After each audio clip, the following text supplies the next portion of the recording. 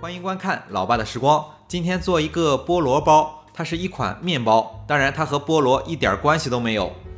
怎么去形容这款面包的味道呢？外表是酥皮的，中间还加了芝士，吃起来还有点蛋挞的感觉，总之就是特别好吃。那接下来就话不多说，就来开始分享制作。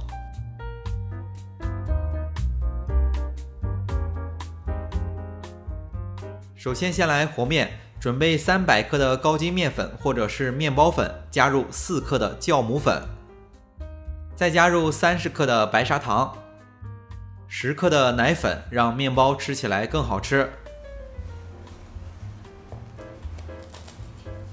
简单的把材料先搅拌一下，然后加入160克的牛奶，最后打入1个鸡蛋，把材料先和成一个面团。选用的湿性材料可以选用刚在冰箱里取出来的。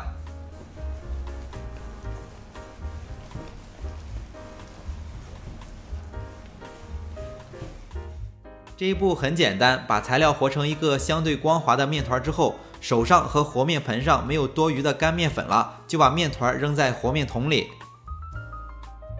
接着加入20克的黄油，2克的盐，然后上和面机把材料打出手模，把材料和成一个团，然后再放在和面机里。这种方法可以让新手更好的把控面团的硬度，不容易翻车。如果是老手，就可以直接用厨师机和面。如果没有和面机，前段时间还分享了手揉做面包的方法，前面和面的方法都是通用的，大家可以看一下。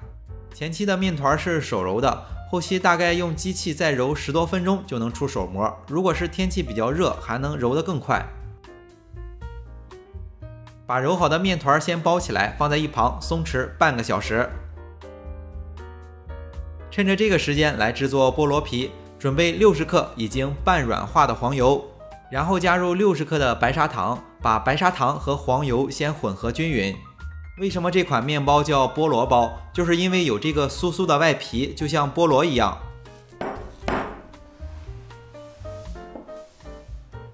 把糖和黄油混合均匀之后，加入30克的全蛋液，然后接着混合。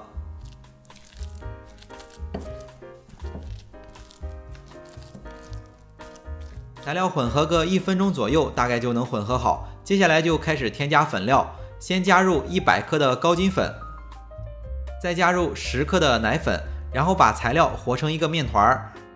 材料刚开始比较粘手，先把它拌均匀。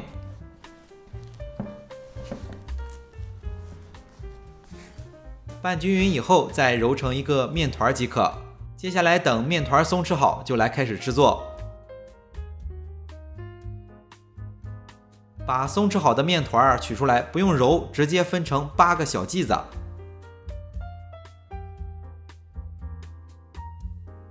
每个小剂子再揉一下，保证光滑的一面冲外。同样准备好的菠萝皮的这份材料也分成8份。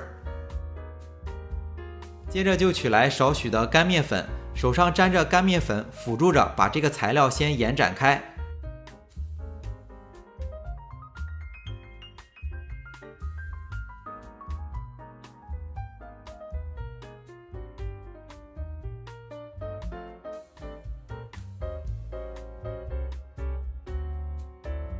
把材料延展到一张比较薄的面皮之后，就取来一个面团包在里面。这一步比较考验手法。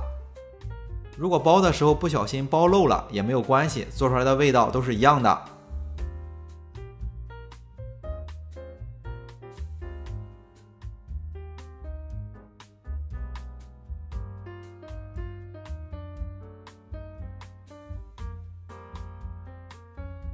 用同样的方法全部制作好之后，放在烤盘里。